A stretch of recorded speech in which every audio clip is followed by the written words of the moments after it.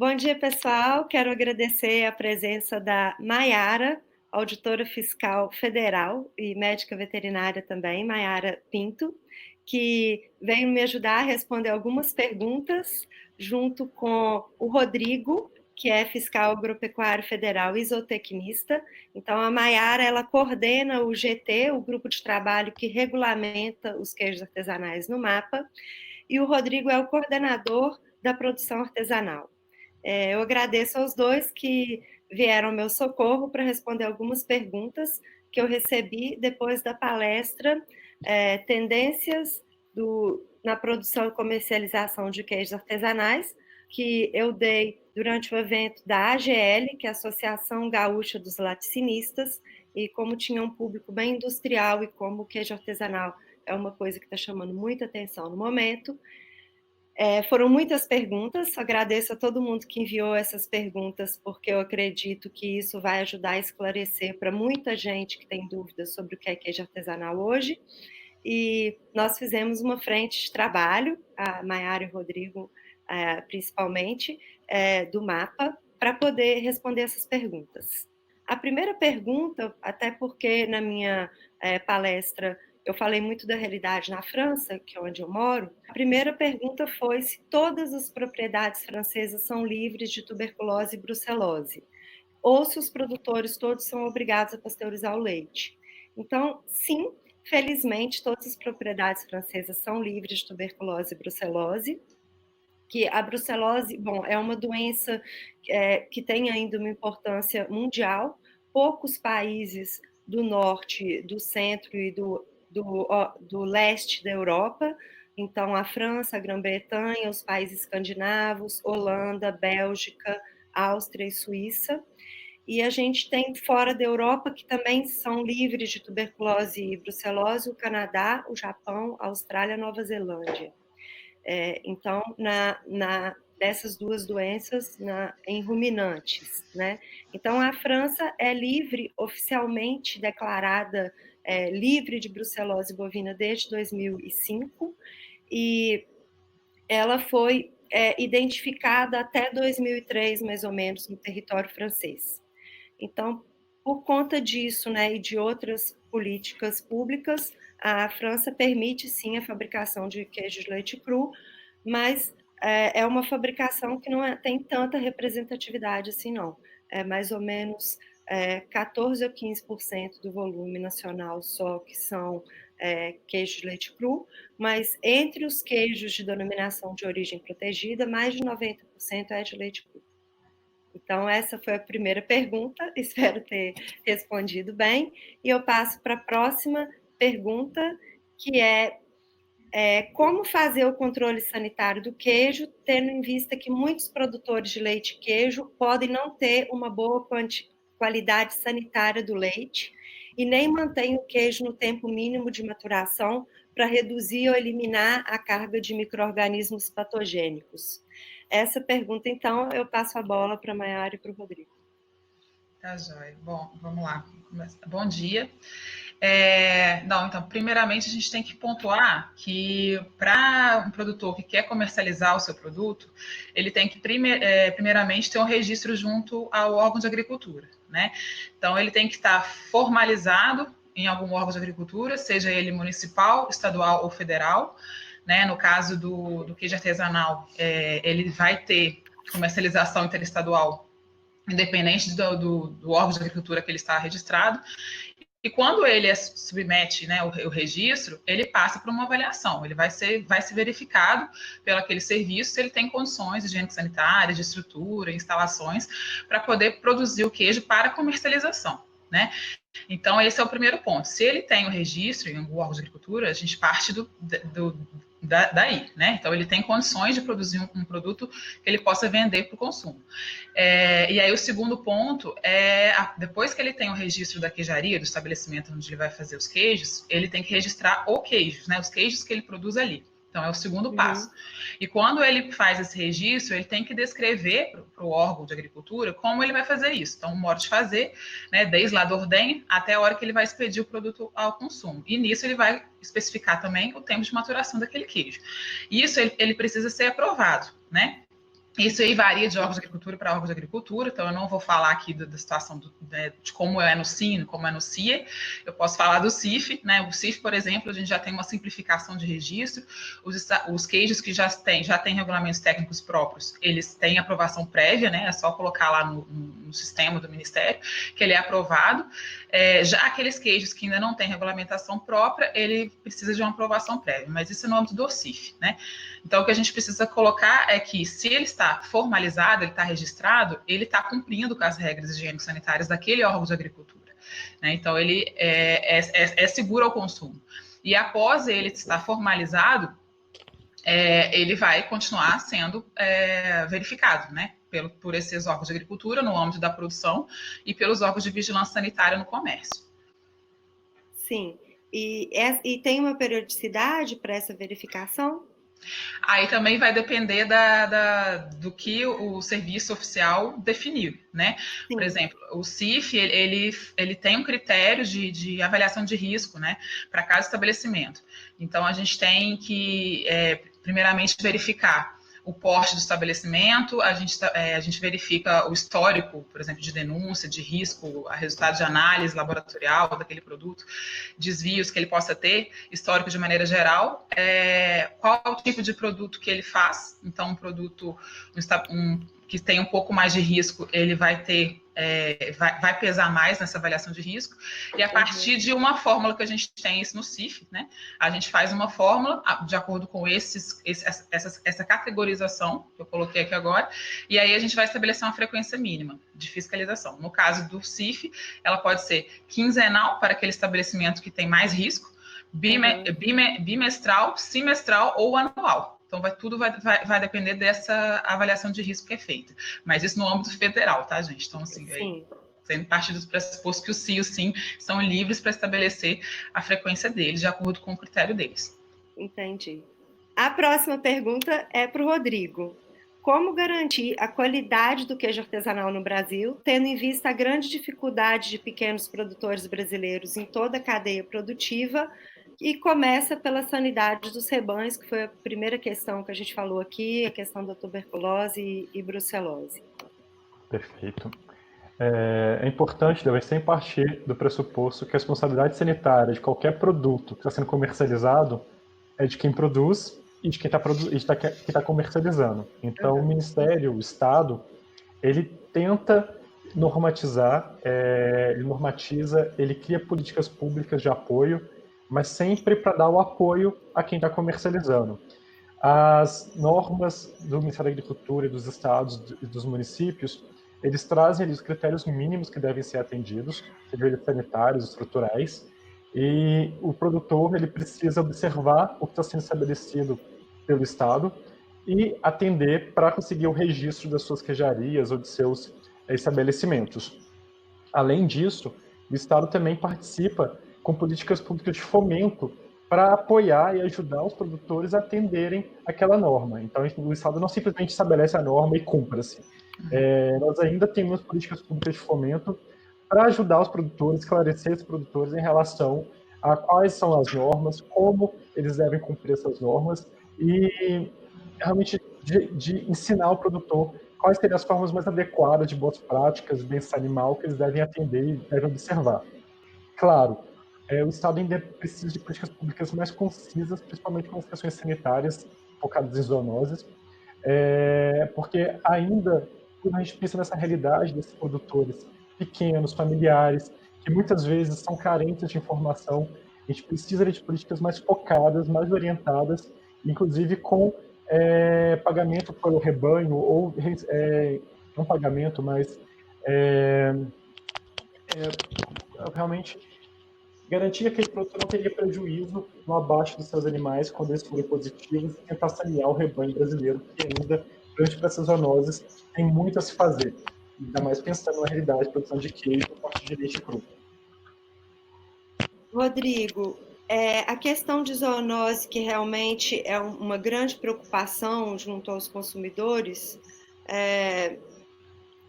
bom, você e a Maiara também, como que anda esse processo de transmissão de zoonoses, que deve estar livre de tuberculose e brucelose? As fazendas já estão se adaptando, inclusive com a lei do queijo artesanal, né, elas vão ter 3 anos para se adequar.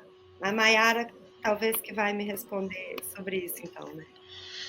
Então, essa questão da necessidade de ter que o rebanho seja livre dessas doenças, ela vem sendo sinalizada já há alguns anos dentro do Ministério por meio de instruções normativas, né? A primeira foi a Instrução Normativa 57 de 2011, que foi a primeira instrução que permitiu a maturação inferior a 60 dias, né, que até então realmente o Ministério da Agricultura não reconhecia, e depois ela foi revogada, que ela era muito restrita, e pela Instrução Normativa número 30 de 2013.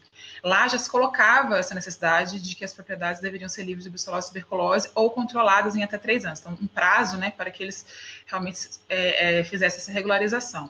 E aí agora com a Lei 13.860 de 2019, isso realmente agora está mais forte, né?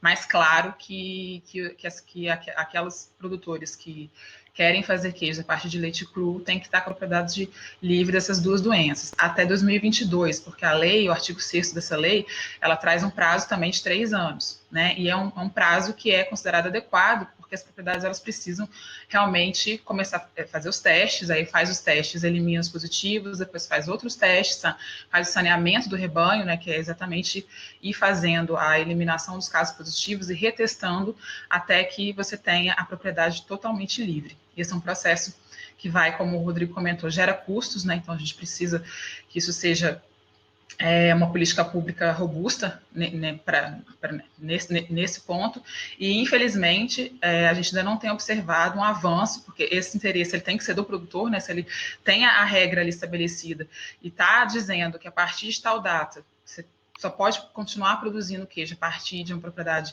livre de brucelose e tuberculose, a gente precisa que a assistência técnica rural, né, os órgãos de assistência rural, eles tenham um olhar mais efetivo para esse ponto, porque a partir de 2022 a fiscalização ela vai estar ela vai ter que olhar também para essa questão, né? Então, aquelas propriedades que não foram saneadas e não estão certificadas como livre de brucelose e tuberculose, elas não vão poder mais vender o queijo de leite cru. E ainda hoje, ainda não foi dado o avanço que a gente gostaria que necessário, né, nesse ponto especificamente. Sobre isso, só vou comentar uma coisa assim, bom, meu coração pede que seja lançado o Bolsa Vaca, né, pelo governo, né, que lance o Bolsa Vaca, que toda vaca possa ser vacinada, seguida, ganhe um brinco com chip, né, o kit vacina da vaca do ano, e então isso é uma boa notícia, no sentido que, na melhor das hipóteses, todo mundo que quer fazer queijo que chama artesanal no Brasil até 2022 tem que estar livre de brucelose e tuberculose, né?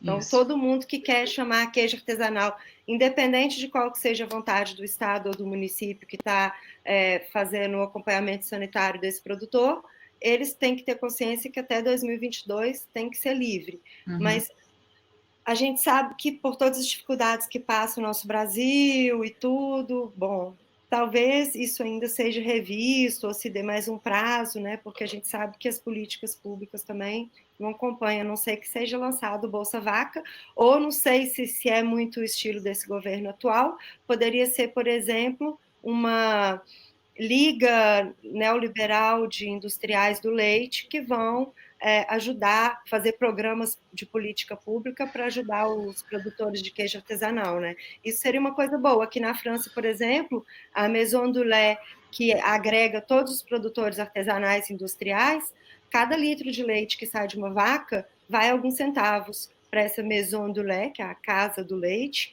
que eles passam esse dinheiro para associações de produtores artesanais poderem investir para melhorar isso. Então, quem sabe, com isso aí, né, tendo essa obrigação para 2022, que a gente possa ter iniciativas tanto no âmbito socialista, se o governo fosse mais socialista, ou no próprio âmbito neoliberal, se os industriais também perceberem que o povo precisa dessa segurança alimentar.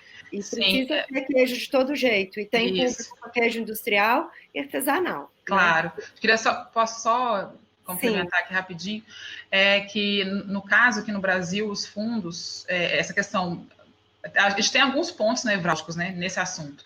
E o principal deles é a não indenização do produtor, né? Então ele perde o animal, ele vai ter que eliminar o animal e ele não tem retorno. Então a gente teria que criar a política de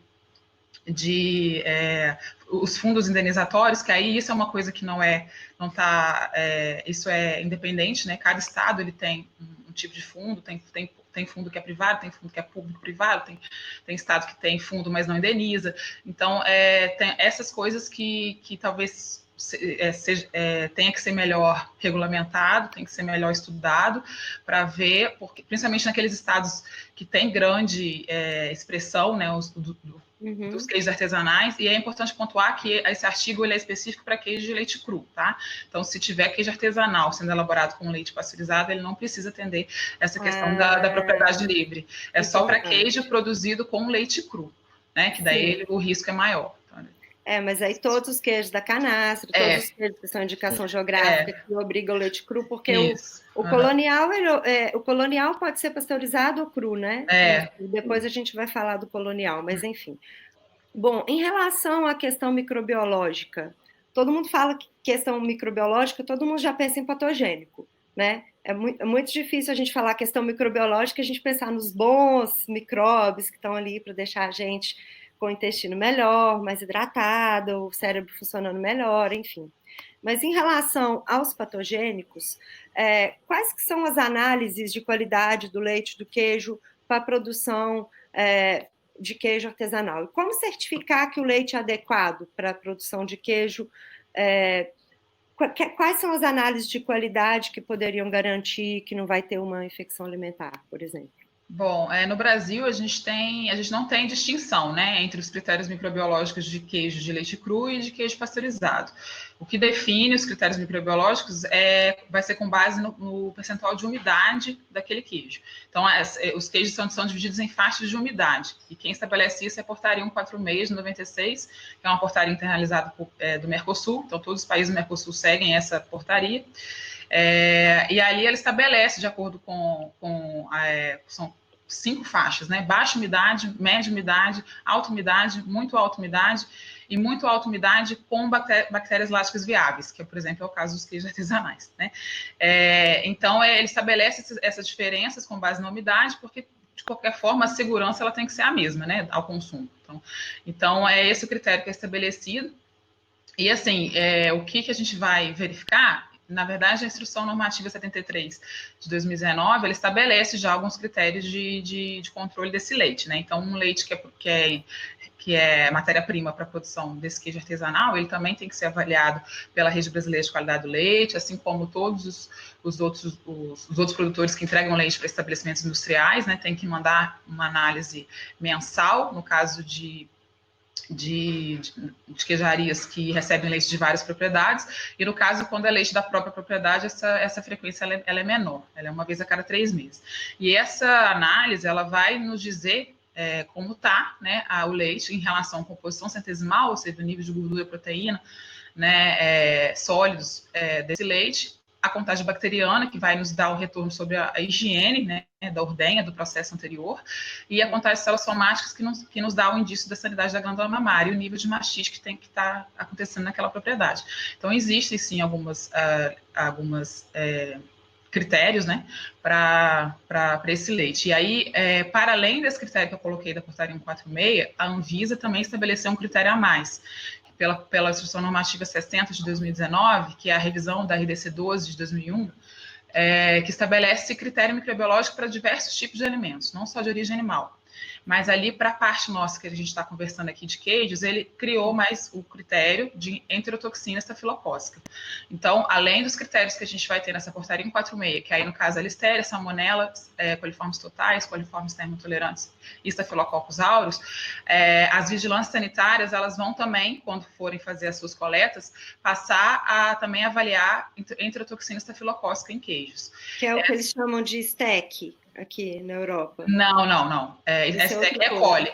STEC é o grupo de Escherichia coli. A enterotoxina é a toxina que o Staphylococcus aureus produz quando ele está.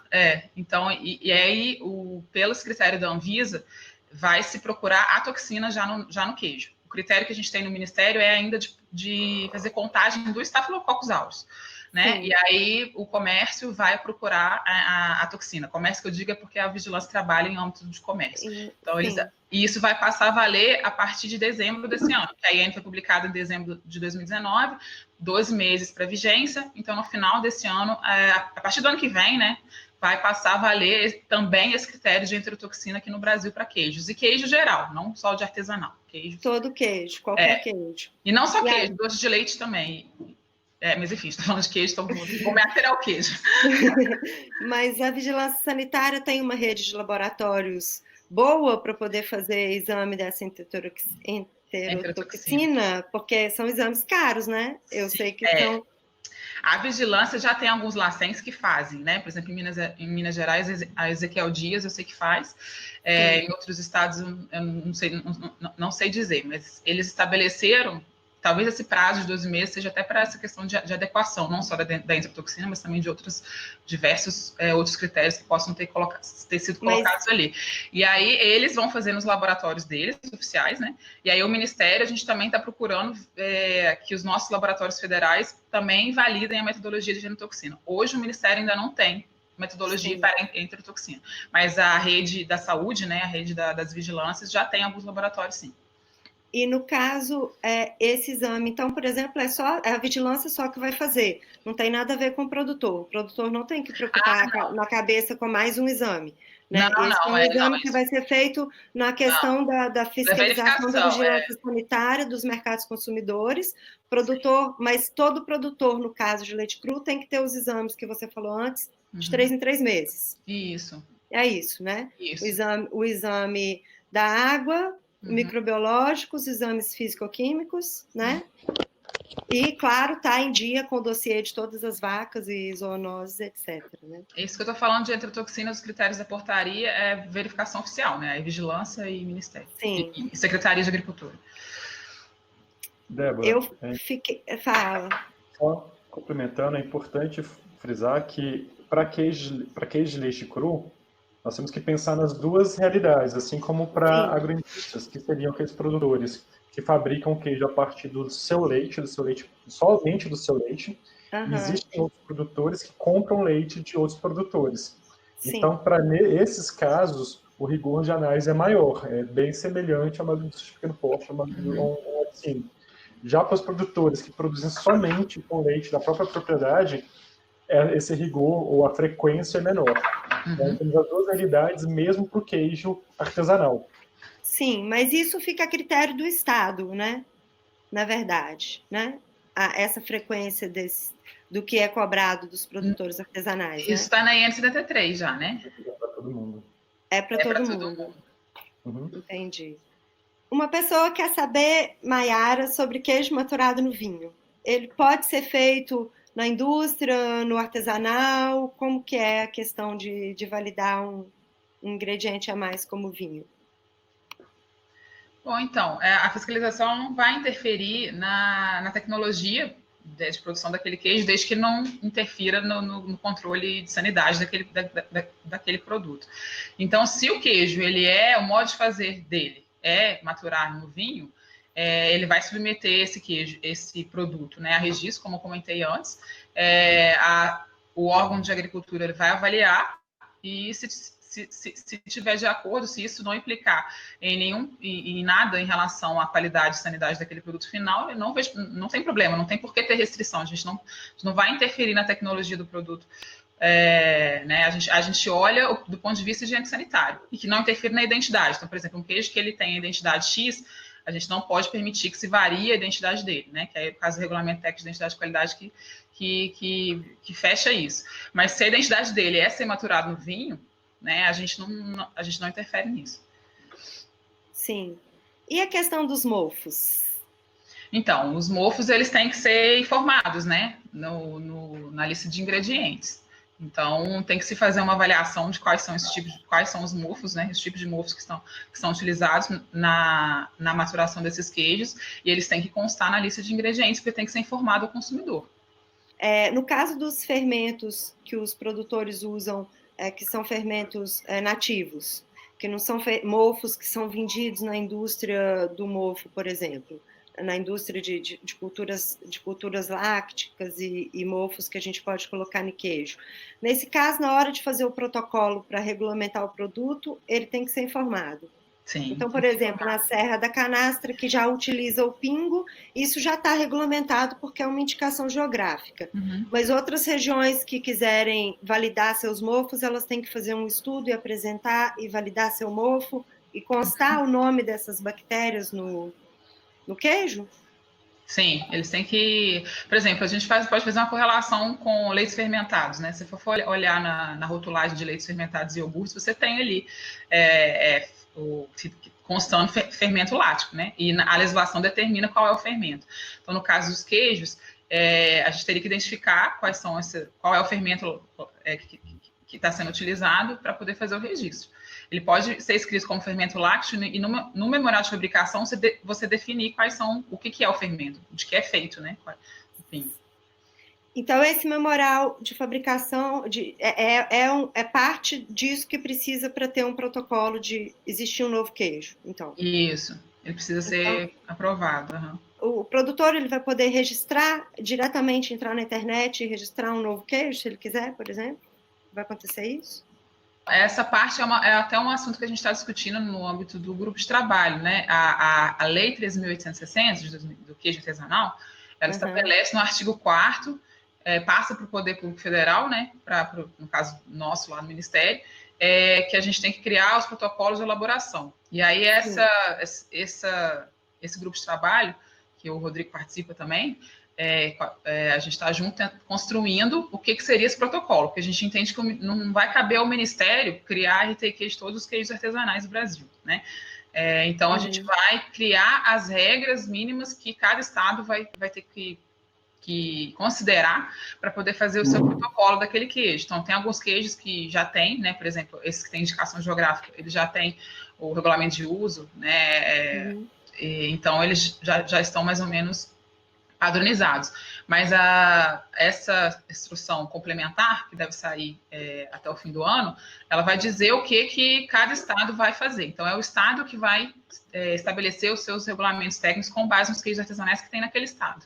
Vocês vão dar tipo um esqueleto, assim. Isso, o que não pode faltar, você tem que lembrar disso, mas quem vai realmente, quem tem expertise para poder identificar quais são os queijos da sua região vai ser o estado, até porque é o estado que está concedendo o selo arte, né?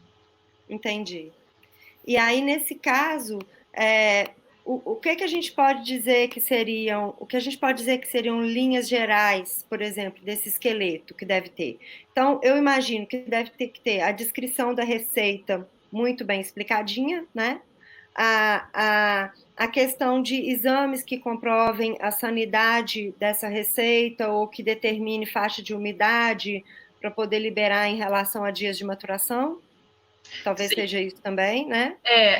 A gente tem e vocês vão pegar também a questão da fabricação do leite, assim, da porteira, do curral, sobre a questão. Isso deve ser uma questão de esqueleto também, né? Sim, não, a gente não vai determinar como vai ser a produção, não. A gente só tem que dizer que, na verdade, o produtor vai descrever como que ele faz a produção. O produtor vai descrever. Ele que vai descrever. A gente vai estabelecer, assim, essa questão que você falou, por exemplo, identidade do queijo é importante. Então, qual é a faixa de umidade dele? Ele é um queijo médio, é um queijo alto? Pode ser de médio e alto, não tem problema também, desde que seja realmente. Quais são os dias de maturação esperados para aquele queijo? Ele é de leite cru? Ele é de leite? Ele é de massa filada? Você vai cozinhar a massa? A gente tem que conseguir identificar, né, o queijo. Então, essas informações que devem constar no protocolo de elaboração. Para além, e o que ele faz para controlar a qualidade desse queijo e desse leite, né? Então, assim, os cuidados que ele tem lá na ordenha, né? E quando leva para a queijaria, quanto tempo, se ele refrigera, por quanto tempo ele refrigera, que temperatura, enfim, esses procedimentos de maneira geral que a gente vai tentar estabelecer com essa regulamentação complementar. Mas, por exemplo, porque a gente está falando um produtor individual que quer ter um protocolo de queijo. ele quer fazer um protocolo de queijo, mas isso pode partir de uma associação também, né? Vamos supor que, por exemplo, 20 produtores do Vale do Piranga, perto de Ponte Nova, eles querem fazer um queijo azul. Então, eles criam a receita, eles registram essa receita como iniciativa de uma associação de produtores. Ela não vai ter uma tradição, porque eles resolveram criar isso agora, mas eles querem reconhecer isso. É possível, então. Vai ser possível, como queijo artesanal. Ah, então, aí vou passar para o Rodrigo. Esse exemplo é um exemplo interessante para se colocar. Porque enquadra Eu... bem na descrição do que seria tradicional e artesanal. Sim. Então, bora destrinchar, Rodrigo, por favor. Sim. Porque hoje, para ser reconhecido como queijo artesanal, nós temos duas ferramentas legais, que é a Lei do Queijo Artesanal, que é a 13.860 de 2019, e o Decreto do Selo Arte, que é o Decreto 9.918 de 2019, inclusive são na mesma data. É muito interessante isso. Mas a lei ela é bem clara e define que queijos artesanais são só aqueles que possuem vínculo territorial ou tradicional próprio.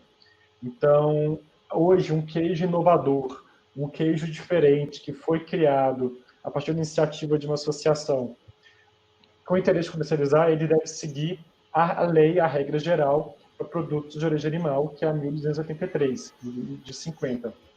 Então, ele não seria enquadrado ou classificado como queijo artesanal, justamente porque falta a ele o primeiro critério para ser definido como artesanal, que é cumprir essas questões territoriais, tradicionais e saber fazer. E aí, a gente não conseguiria, por exemplo, enquadrar um queijo azul de uma região que não tem tradição de queijos como queijo artesanal. Ele é um queijo fino, é um queijo que tem um nicho de mercado específico, mas que ele não poderia acessar o selo artesanal. E aí, ali no decreto do selo arte, também tem uma série de requisitos necessários para ser considerado artesanal. E também lá existe a necessidade de cumprir esses requisitos territoriais e tradicionais. Mas uma associação, por exemplo, a Canastra, ou uma associação do Campo de Cima da Serra, na região sul, ou outras diversas que nós temos, eles podem, sim, por meio da associação, estabelecer um protocolo. Esse protocolo não ser específico de um produtor, mas ser um protocolo específico de uma região que vai ser reconhecida como uma região produtora de um queijo artesanal. E aí sim nós teríamos várias possibilidades de regiões hoje potenciais, inclusive potenciais indicações geográficas, potenciais produtoras de queijos artesanais, que possuem todos esses requisitos territoriais e tradicionais que nós já conhecemos. Quer citar? Com a indicação geográfica, hoje nós já temos 4 queijos registrados, né? Que são o queijo do Cerro, em Minas Gerais, o queijo da Canastra, o queijo de Virtimaçum, desculpa, não sei falar. Eu nunca ouvi falar. É uma região bem específica de queijo colonial no Paraná. Foi uma indicação geográfica recente. E ele talvez seja um queijo fino, mas que requisitou e foi aprovada a indicação geográfica, e o queijo do Campos de Cima da Serra, na fronteira entre Santa Catarina e Rio Grande do Sul, que é um exemplo que é bem interessante, porque vão ser produtores com o mesmo protocolo, solicitando a 2 estados diferentes do registro e o selo arte. Porque é uma região de indicação geográfica que engloba municípios tanto de Santa Catarina quanto do Rio Grande do Sul. E nós temos vários outros, como o pessoal queijo coalho da Agreste Pernambucano, queijo do Marajó, o queijo candango do DF, que é uma região que foi produtora de queijo, assim na colonização do DF, colonização do DF, e que produz queijo na região rural aqui do DF. E temos vários outros. O queijo é o produto que nós temos em todas as regiões do Brasil, algumas mais famosas que outras, mas é difícil a gente avaliar essa questão tradicional justamente porque eles fazem parte da colonização desses territórios, eles fazem parte da história das pessoas que vieram para esses territórios, então eles cumprem sim esse papel cultural e territorial de formas diferenciadas, mas que acabam cumprindo esses requisitos legais por conta disso. Então, no caso de uma associação que decide fazer um queijo azul, do meu exemplo, elas têm que começar a fazer e fazer pelo menos uns 50 anos até falar que aquilo ali virou uma história, né? Aí talvez daqui uns 50 anos elas podem dizer, já tenho aqui, a bagagem cultural para fazer, né? A gente está com essa proposta agora de trabalho. A União Europeia, Portugal, França, eles já têm uma regra muito clara do que é considerado tradicional. E aí, na Europa, normalmente é um prazo de 30 anos, que é o prazo de pelo menos 2 gerações. No Brasil, nós não temos nenhum trabalho assim, que possa ter esse embasamento do que seria o tradicional no Brasil.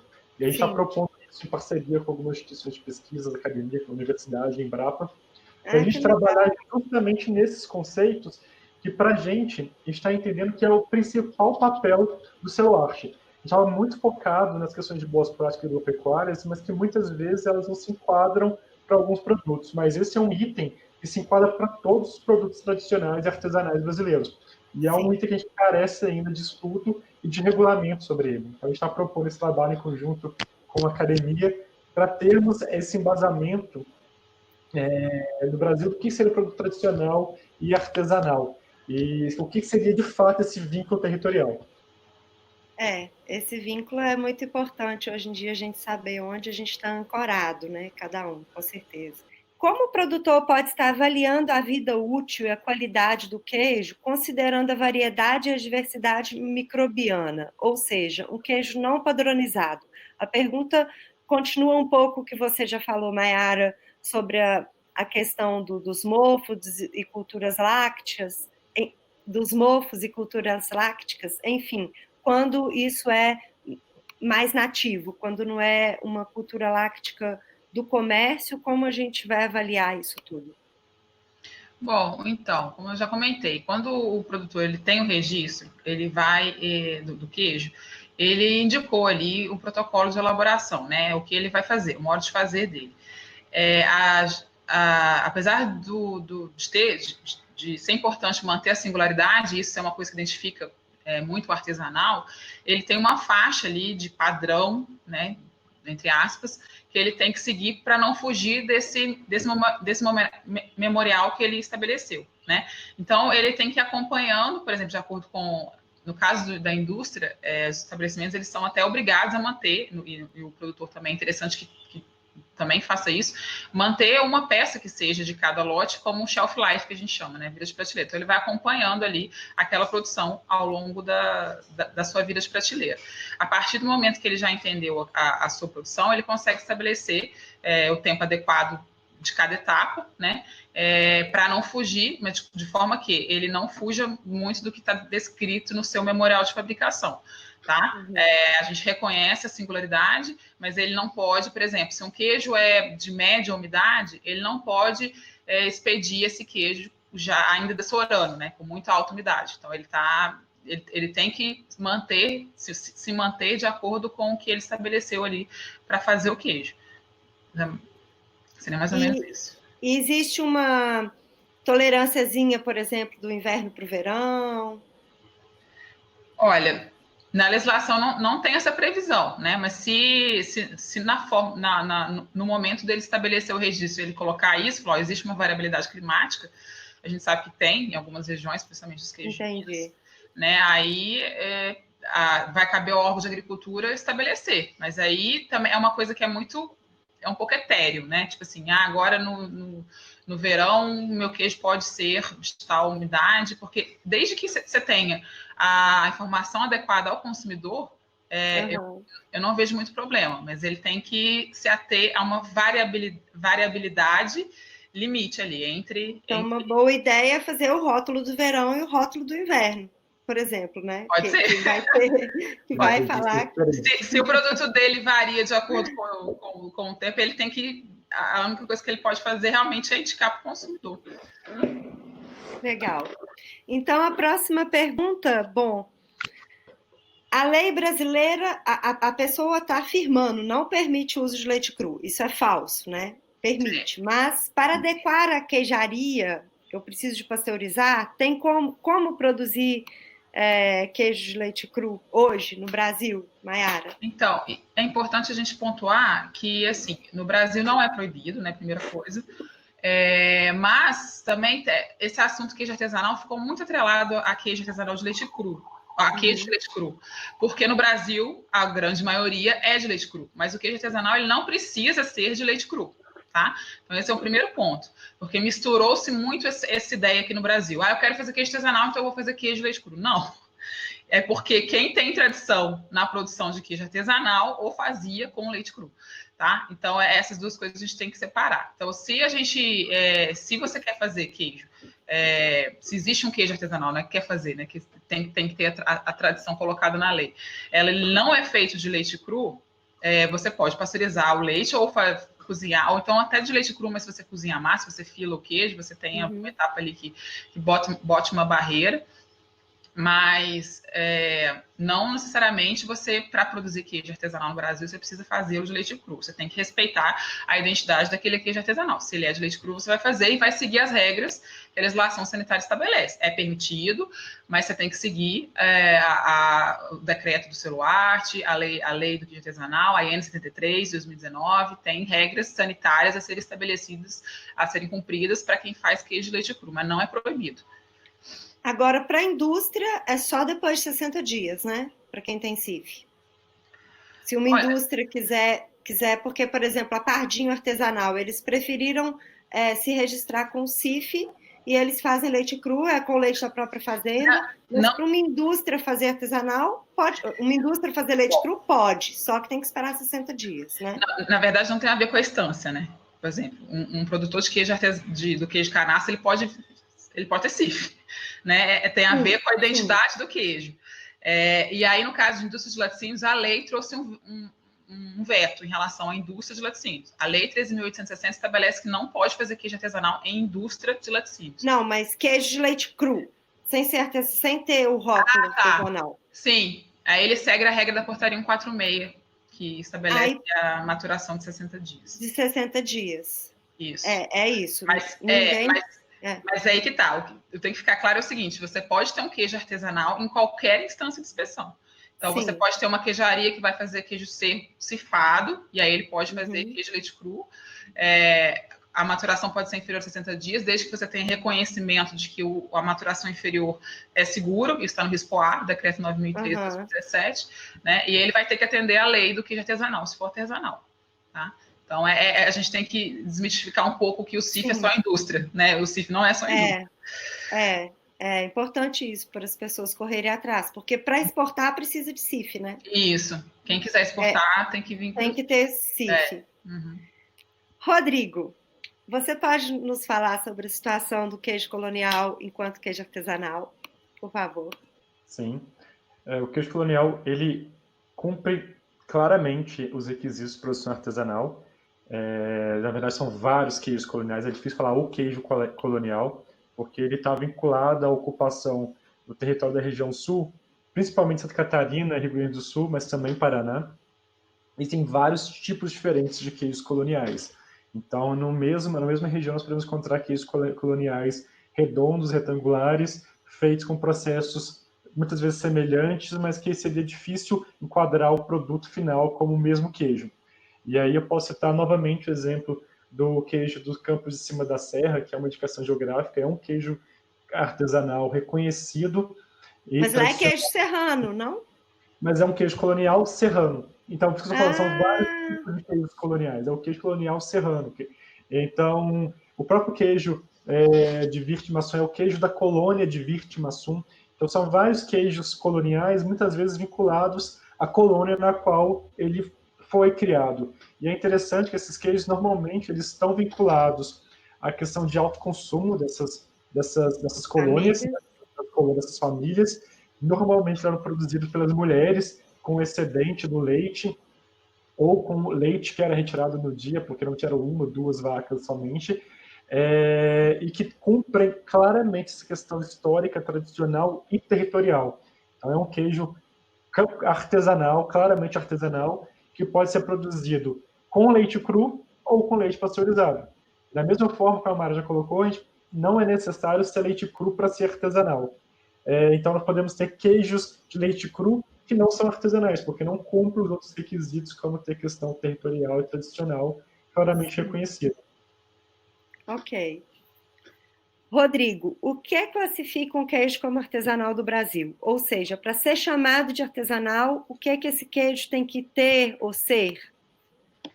É importante. O primeiro ponto que foi estabelecido pela Lei do Queijo, a 3.860, é que esses queijos eles precisam cumprir a questão territorial e tradicional. Então, não é qualquer queijo que é artesanal.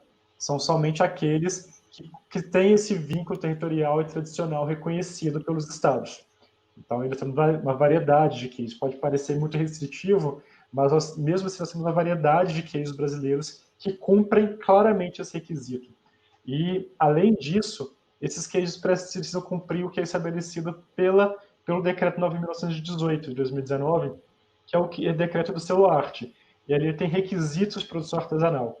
São 7 requisitos, entre eles cumprir as boas práticas agropecuárias e as boas práticas de fabricação, ter um processo manual, porque a expectativa do consumidor final, quando compra um queijo, um produto dito artesanal, é que tenham mãos ali no processo, ajudando na fabricação, e que esse processo manual tem impacto pela singularidade, a qualidade final desse produto. Então, esse é um pré-requisito, acho que é importante destacar, e não só esse. Tem a questão de ter técnicas tradicionais, indo em encontro, como foi estabelecido pela Lei do Queijo Artesanal, e outros que devem ser observados. Mas tem que partir do pressuposto que são queijos com vínculo territorial e tradicional. Uma vez eu fui numa fábrica aqui, que eu até contei esse exemplo na minha palestra, que eles transformam 42 mil litros de leite cru por dia em emmental IGP, leite cru. Mas eu cheguei nessa fábrica e marcado artesanal, tradicional em todo lugar, e eu achei super industrial. E aí tinham 6 tanques de leite, que cada um faziam 5, 6 mil litros de cada vez. E aí eu fiz a perguntinha, né? Mas esse queijo artesanal? Aí o jornalista que estava comigo me cutucou e falou: Débora, não ofende o moço. E aí eu vi que o chefe da fabricação ficou um pouco crispadinho assim comigo. Aí ele me chamou lá em cima e ia começar a cortar a massa. Aí ele falou assim: vem cá ver essa massa. Aí ele enfiou a mão dentro da massa assim e me mostrou, falou assim: ainda não tá bom, tem que esperar mais uns minutos. Aí depois ele veio de novo, mostrou e falou: agora já tá bom, agora eu posso ligar a máquina. Aí ele falou: isso aqui é artesanal, porque só eu com a minha mão sei vir aqui ver o momento de quebrar essa massa. Mas na hora de quebrar a massa, ele ligou uma lira automática que cortou os 6 mil litros.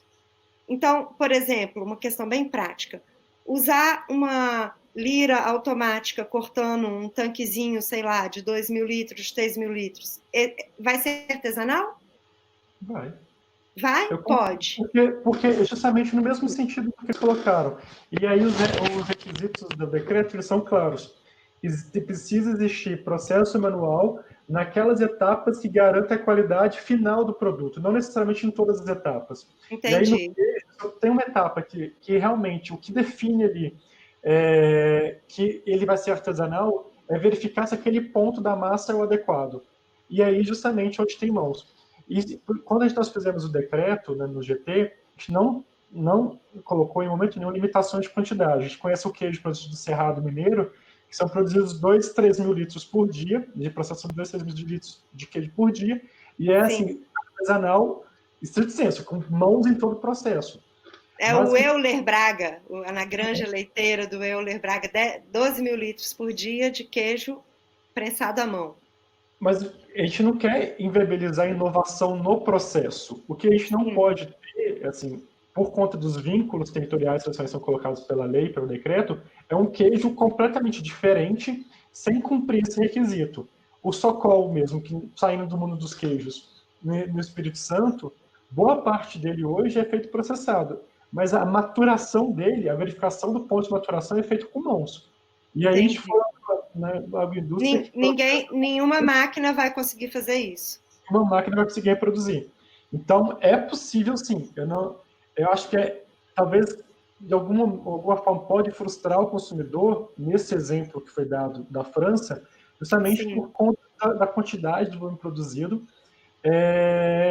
Mas, se eu for analisar o que está no decreto e o que está na lei, ele não está infringindo o que foi colocado nos dispositivos legais. Sim. Então, seria possível caracterizar.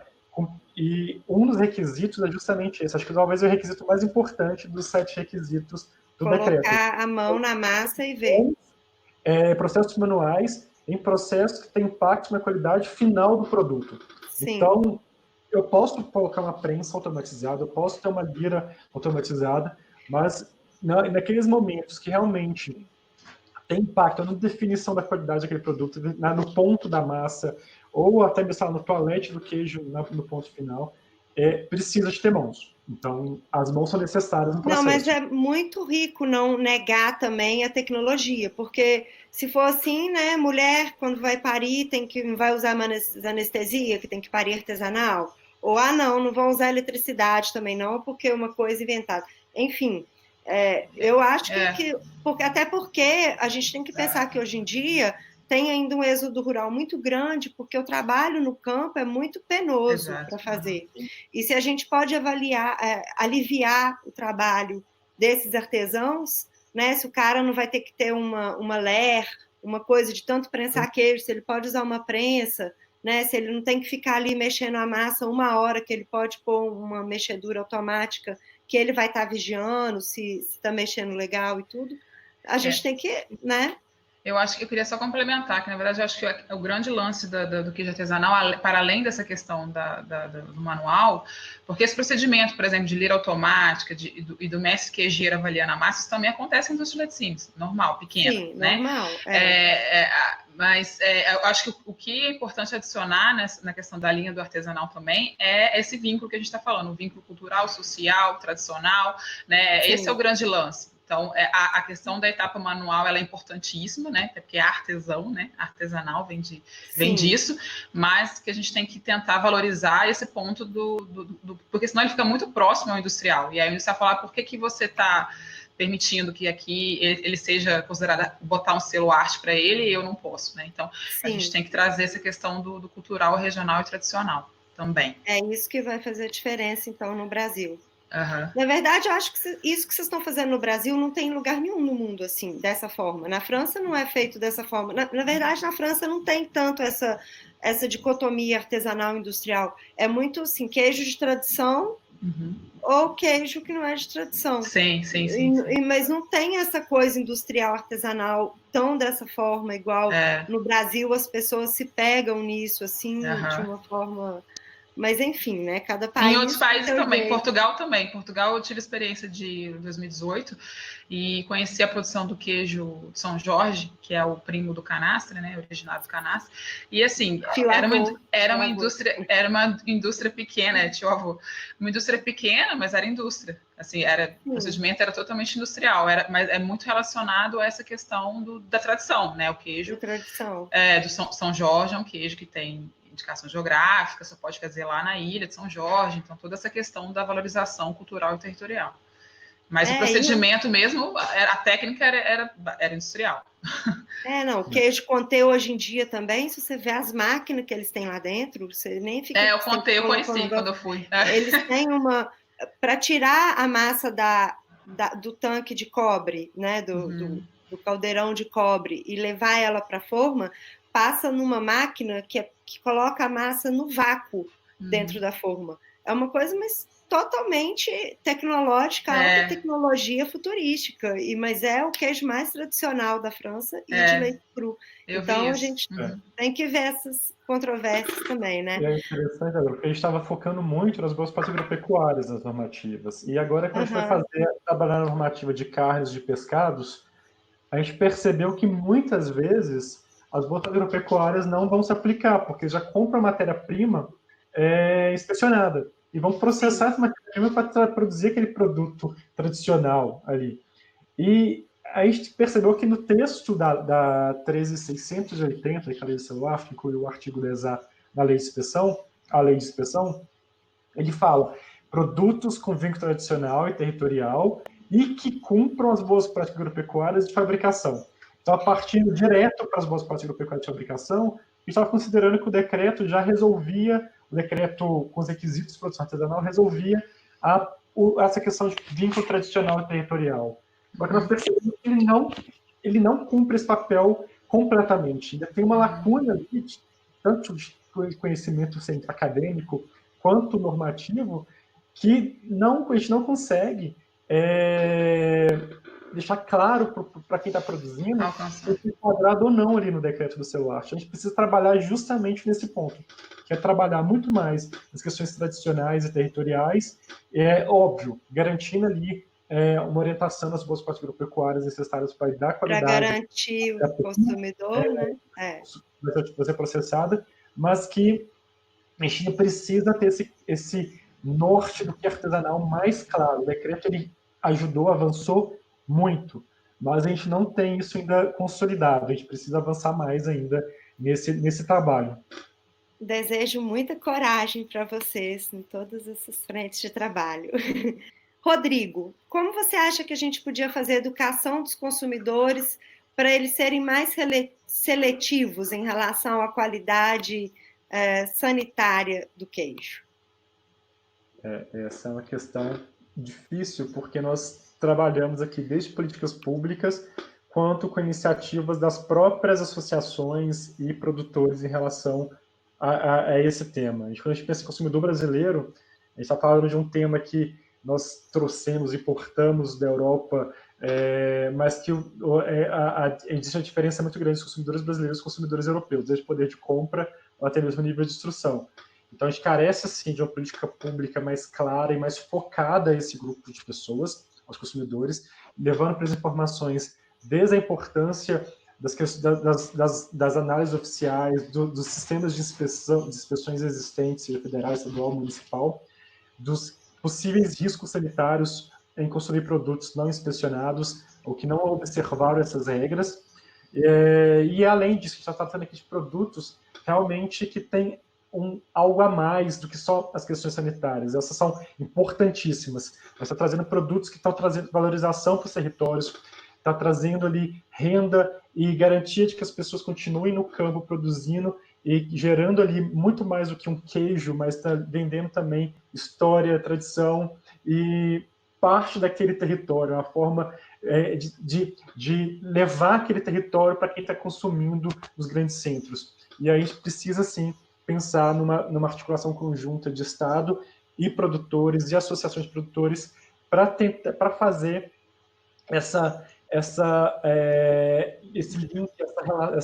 esse link entre consumidores e produtores. Eu não tinha comentado disso, mas nossa proposta de sistema para o Celuarte, ele quer trazer, além das questões sanitárias de registro, que são importantes, são necessárias, tentar trazer ali também um pouquinho da história que está produzindo. Ele vai colocar ali parte daquele protocolo, parte daquela história, justamente para que o consumidor, ao verificar que o produto realmente foi legalizado, registrado, ele possa também conhecer um pouquinho de quem produziu. Mas acho que isso ainda é insuficiente. A gente precisa pensar realmente numa conjunta com quem está produzindo.